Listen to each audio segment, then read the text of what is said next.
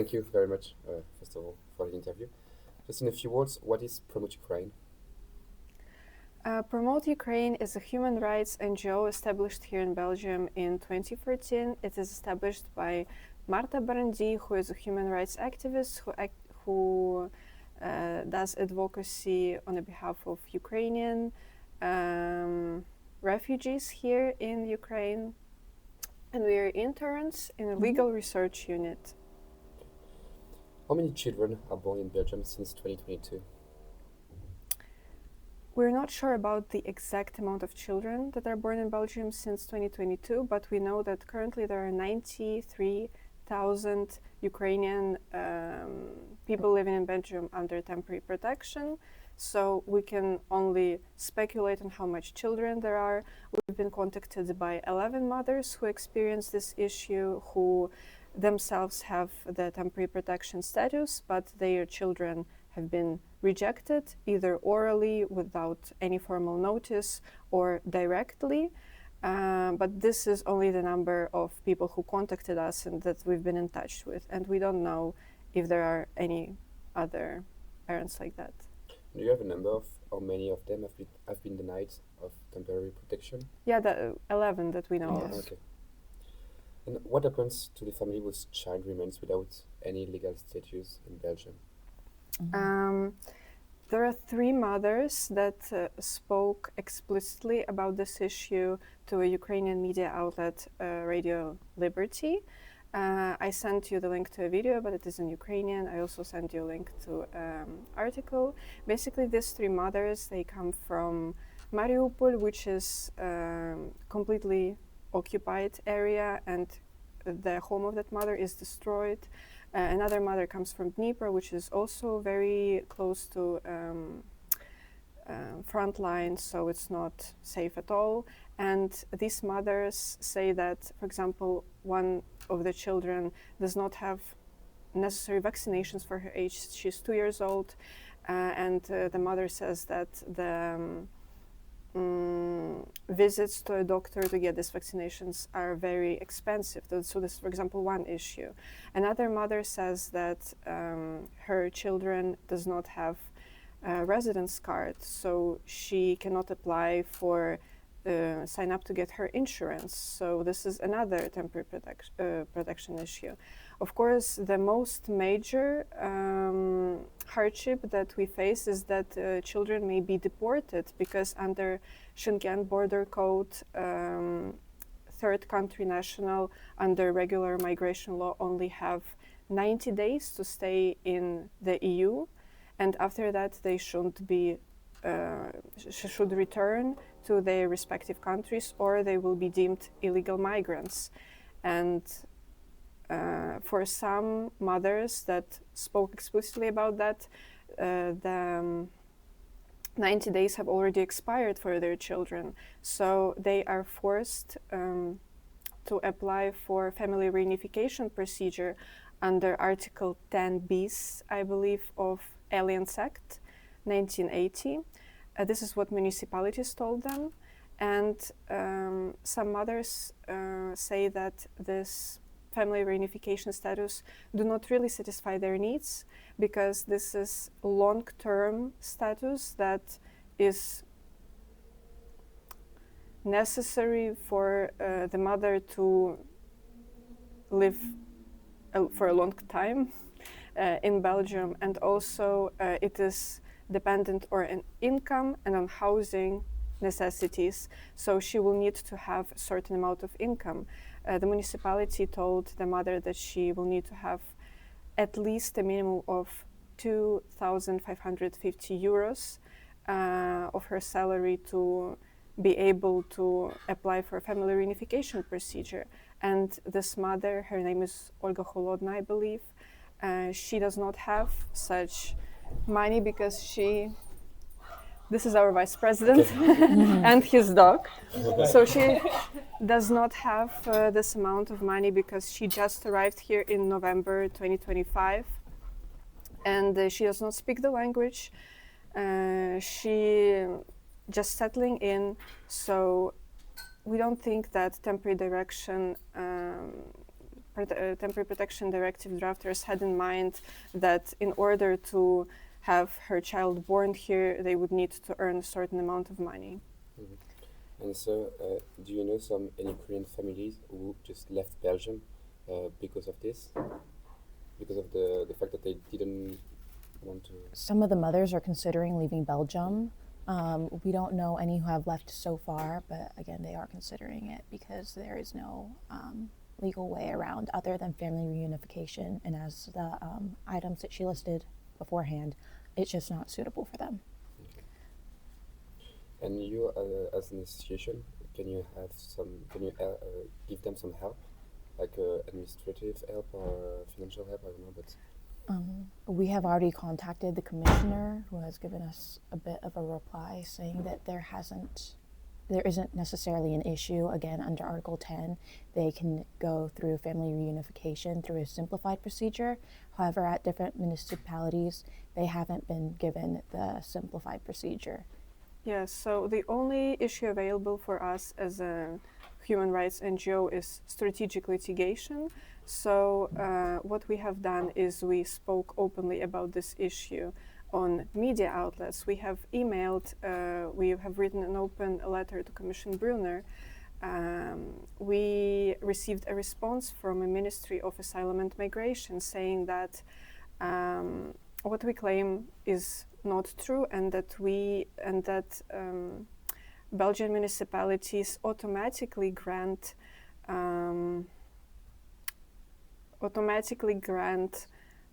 temporary protection status to children under Article 10 bis 1/2 of the Asylum Act. But in reality, in practice, what these examples of the mothers tell us is that this is not how they apply it in practice. So the coordination between the ministry and between the municipalities is lost. Some municipalities just flat out refuse to give the document saying that the children is not eligible for temporary protection and just say it orally. And because of this, we don't even have anything to object to. And some municipalities give this kind of document saying that the child is not eligible. And with these documents, our organization, Promote Ukraine, have submitted a claim to the Commission last Wednesday. So we're still, it's quite fresh, and we're still waiting for their feedback. Okay. And we also saw that the granting of temporary protection is extended until 2027, but in the same time, the conditions to obtain it are more selective. What do you think about that? One of the mothers told us that her child was not eligible to temporary protection, and therefore she had to apply for international asylum for that child. And this process is long-term. It requires a lawyer. It is a lot of uncertainty going on around this process. And the authority told her that this process would last from 6 months to 1 year. And this is quite unfortunate because in 1 year, as you have rightly said, the temporary protection will come to an end. And member states will have to think about their own choices forward and some national statuses for the Ukrainians. Some member states have already adopted that. Sophia have written an article on this topic for Promote Ukraine. Some member states have not thought about these statuses that they would give beneficiaries of temporary protection after 2027. So yeah, from one perspective, applying for an international asylum is an option, but another thing is that it will take a very long time. And after the time that the authorities may satisfy this application for asylum, the temporary protection ends. And this is exactly the issue. Temporary protection is meant to be temporary because it is an emergency mechanism. And these national statuses, for example, family reunification, they are meant for a long-term living in Belgium. So, yeah. Do you still feel hurt by the Commission or the different European country? But there is still like it's for 4 years that the war Been going on. so do you still think there is an continuous help, or just things goes on and you feel less hurt by the European countries? A lawyer of Caritas spoke to this Radio Liberty media outlet that we're doing interviews, that I sent you an article, and that lawyer said that since the war has been going on for 4 years, in the first years of war, Belgium was less strict with its requirements, and these last years it has been a little more rough on the requirements, and especially the requirement adopted in August 2025, requirements saying that implemented in the Asylum Act, right? Yeah, Alliance Act, sorry. Implemented into the Alliance Act, saying that only those born who had been in Ukraine on February 24, 2022 are eligible for protection. So basically, what it means is that Ukrainian women cannot have children here, and it's by default becomes some kind of a demographic mechanism which was not intended to be. So this activist from Caritas, I don't remember his name, but there is his name in the article, he says that Belgium could have applied a little bit less strict standard, but it chose not to. And indeed, with this article, I believe that's Article 57/34 of Asylum Act, and it says, do you remember, because it's in French, la famille déjà constituée sur le moment de circonstance. Excuse my French, yeah, au moment de circonstance, excuse my French, so that's what they say. And there's no such formulation in Temporary Protection Directive. So the formulation in the Belgian National Alliance Act is more restrictive than those in the Temporary Protection Directive. We have written a complaint to the Commission, so we hope to have this sorted out soon. So, yes. Yeah. And also, this media outlet, Radio Liberty, spoke to EU. Her name is Eve Johansson. I don't remember her exact position. It's EU ambassador on behalf of Ukrainians in the EU, something like that. And she told us that she was not aware of the situation and she was surprised by it.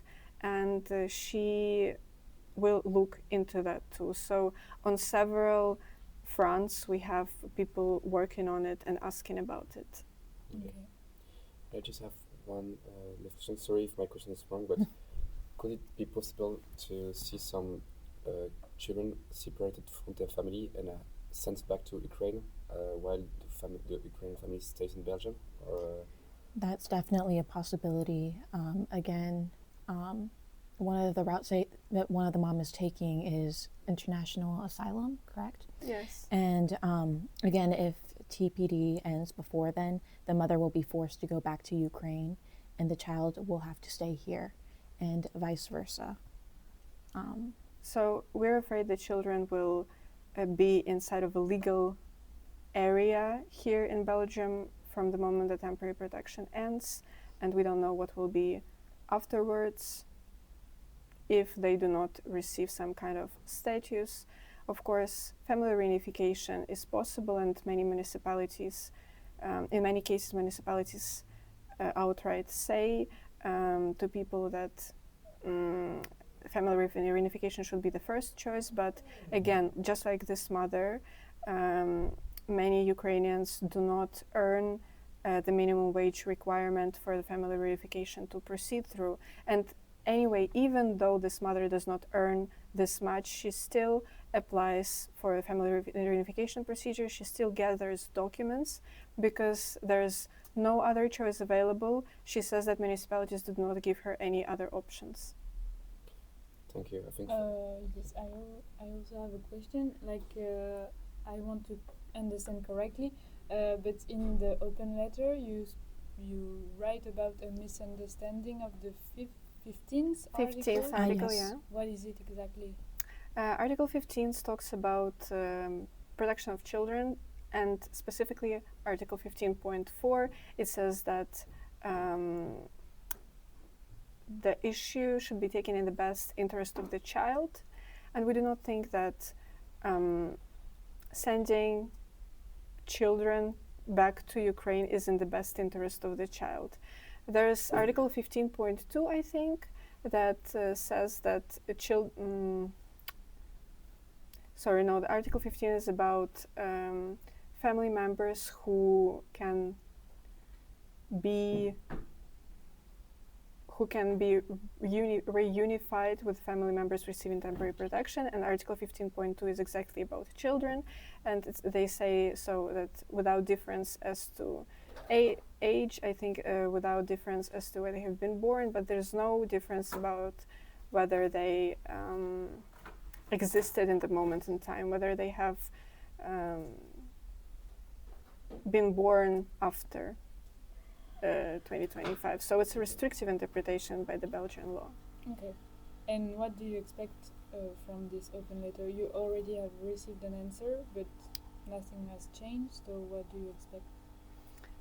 We have received a letter from the ministry saying that they don't see any issue, but the process that they described, that they say automatically issue a status under Article 10 bis, I think 1/2 paragraph, and they also describe it as simplified procedure, and basically that means, according to our boss Marta Barandi, that they translate this temporary protection directive, which is an emergency mechanism, into regular national migration law, which is not supposed to be like that. What we want is that for the child to have the same status as the mother, and that I would imagine in the best case scenario, the Aliens Act would be amended, or some kind of clarification from the Immigration Office, Asylum and Migration Ministry or municipalities would be given about that, about how we can proceed further. And especially this issue requires urgency. It's very time sensitive because the mothers, their children have in some cases already exceeded the 90-day stay available for third country nationals under migration laws. Okay. Thank you. thank you very much. Thank you.